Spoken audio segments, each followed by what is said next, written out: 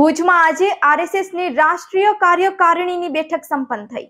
ભુજમાં આરએસએસની રાષ્ટ્રીય કાર્યકારિણી બેઠક સંપન્ન થઈ છે। 3 દિવસીય બેઠકમાં સરસંઘ સંચાલક મોહન ભાગવત પણ ઉપસ્થિત રહ્યા હતા। બેઠકમાં દેશના મહત્વના મુદ્દા પર ચર્ચા અને મંથન કરવામાં આવ્યું હતું। આગામી 22 જાન્યુઆરીના અયોધ્યામાં રામ મંદિરની પ્રાણ પ્રતિષ્ઠા પૂર્વે સંઘ દેશભરમાં ઘેર જઈ લોકોને નિમંત્રણ આપશે। સાથે જ સમાજ પરિવર્તન માટેના 5 સંકલ્પ, સામાજિક સમરસતા, પરિવાર પ્રબોધન, પર્યાવરણની રક્ષા, સ્વદેશી પ્રચાર અને નાગરિક કર્તવ્ય, સીમા સુરક્ષા માટે સરહદી વિસ્તારના લોકોને સાથે જોડવા, આ ઉપરાંત શતાબ્દી વર્ષને અનુલક્ષીને સંઘનો દેશભરમાં વ્યાપ વિસ્તૃત કરવા સહિતની બાબત પર ચર્ચા કરવામાં આવી હતી। હિન્દુ રાષ્ટ્ર મામલે સંઘના સરકાર્યવાહ દત્તાત્રેય હોસબાલે મહત્વનું નિવેદન આપ્યું છે। ભારત પહેલાથી જ હિન્દુ રાષ્ટ્ર છે અને આજે પણ હિન્દુ રાષ્ટ્ર છે। આવો આ અંગે વધારે સાંભળીએ આરએસએસના સરકાર્યવાહ દત્તાત્રેય હોસબાલેના શબ્દોમાં। के साथ थोड़ा समय संवाद के लिए हम यहाँ हैं। संघ के इस बैठक में कई विषयों की हमने चर्चा की। विशेष रूप से संघ के जो 2 प्रकार के कार्य थे, एक शाखा आधारित व्यक्ति निर्माण के कार्य, केडर बिल्डिंग, यह हिंदू समाज के व्यक्ति निर्माण के कार्य का एक बहुत आग्रहपूर्वक संघ ने पिछले 98 ईयर से एक साधना के रूप में चला रहा है। हिंदू समाज के राष्ट्र के बहुत सारे विश्व कार्यक्रम जो बाहर दिखता है, सेवा के है, बाकी समाज के और भी काम होते हैं, वो एक प्रकार है। लेकिन मनुष्य निर्माण के जो कार्य है, केडर बिल्डिंग, और एक एक बस्ती में, मोहल्ले में, गांव में देश के लिए खड़े होने वाले व्यक्ति, और वो अपने भाषा, जाति, पंथ, इन सब से परे होकर पूरे राष्ट्र के लिए सोचने वाला, प्रतिदिन कुछ समय देने वाला, और इसके लिए कुछ प्रशिक्षण लिया है। उनके मन मस्तिष्क को उस दृष्टि से प्रशिक्षण देने का, ओरिएंटेशन देने का कार्य संघ करता है। इसी को हम शाखा कहते हैं। उस शाखा आधारित बहुत सारे काम होते हैं। तो शाखा प्रतिदिन चलाना साल भर में, और अलग अलग आयु गट के लिए चलाना, उनके लिए अनुकूल कार्यक्रम करना, और बिना किसी चाह से पद प्रतिष्ठा, प्रसिद्धि, वो मंदिर निर्माण के भी कार्य लगभग संपन्न हो रहा है। और आने वाले पौष मास के शुक्ल पक्ष के द्वादशी को, यानी 22 जनवरी को, वहाँ श्री रामलला के प्राण प्रतिष्ठा उस नवनिर्मित मंदिर में होने वाली है।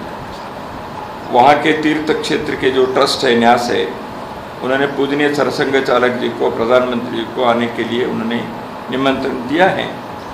इसलिए संघ के स्वयंसेवक सारे आंदोलन में सारे हिंदू समाज को लगाने का कार्य भी किया, स्वयं भी भाग लिए हैं। देश भर के कोने कोने से लोग उसमें जुड़े रहें। तो एक ऐतिहासिक क्षण आया है।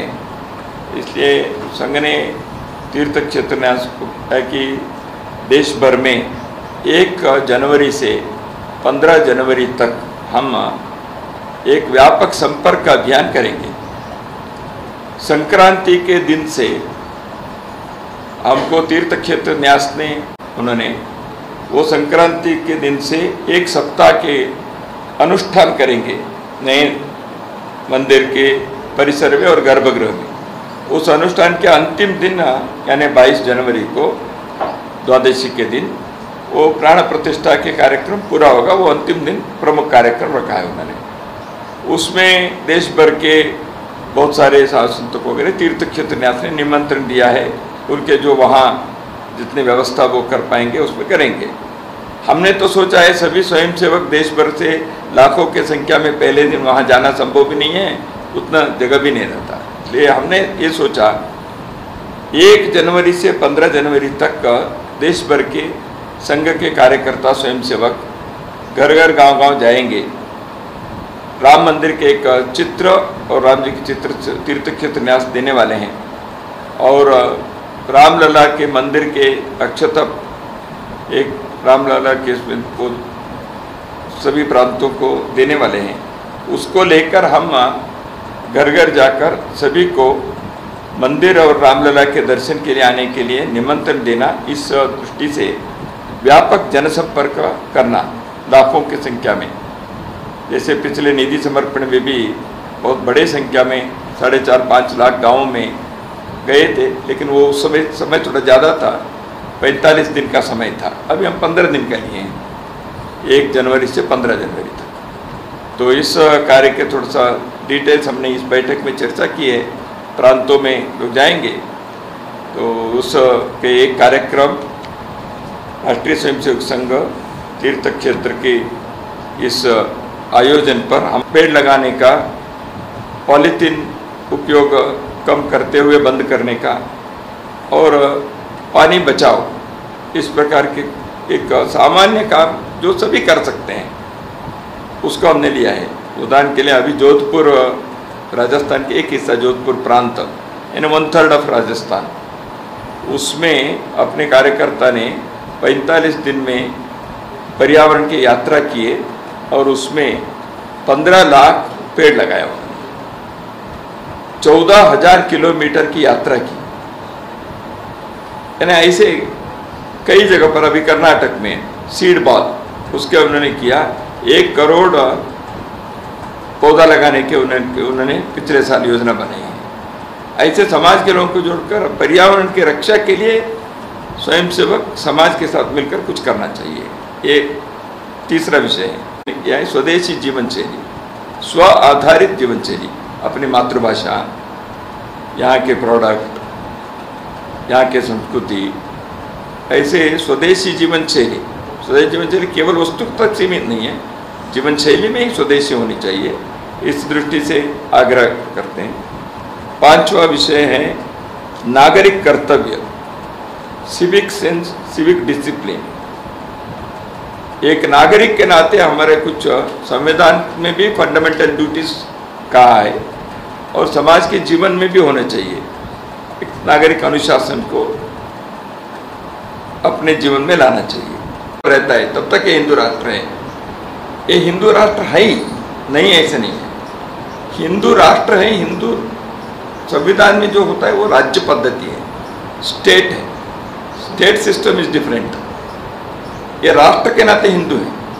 उदाहरण के लिए अंग्रेज यहाँ रूल कर रहे थे, ब्रिटिश राज था, राष्ट्र हिंदू राष्ट्र था। तो आप उसको कंपेयर करेंगे तो राज्य किसी को कोई हो सकता है, तो राज्य अलग है। राष्ट्र के नाते भारत हिंदू राष्ट्र पहले से आज भी है एक, लेकिन हिंदू राष्ट्र के एहसास होने चाहिए नहीं। कैसे? यहाँ के मिट्टी के, उदाहरण के लिए अभी बड़ा उदाहरण है, अयोध्या में राम मंदिर होना, ये राष्ट्रीय अस्मिता के एक प्रकटीकरण है, जिसको इस देश के लोगों ने पहले से माना था। सोमनाथ मंदिर को यहाँ स्थापना करनी चाहिए, ऐसे कुलपति मुंशी जी ने किया और राजेंद्र प्रसाद जी यहाँ आए। क्या कारण था? तो राष्ट्र की अस्मिता को जागृत करने के लिए। तो जय सोमनाथ ये राष्ट्र के एक मंत्र बना, जैसे वंदे मातरम है। तो इसलिए राष्ट्र के एहसास होनी चाहिए। जैसे मैंने कहा, हर मंडल में संघ की शाखा पहुंचनी चाहिए। मैंने प्रारंभ में कहा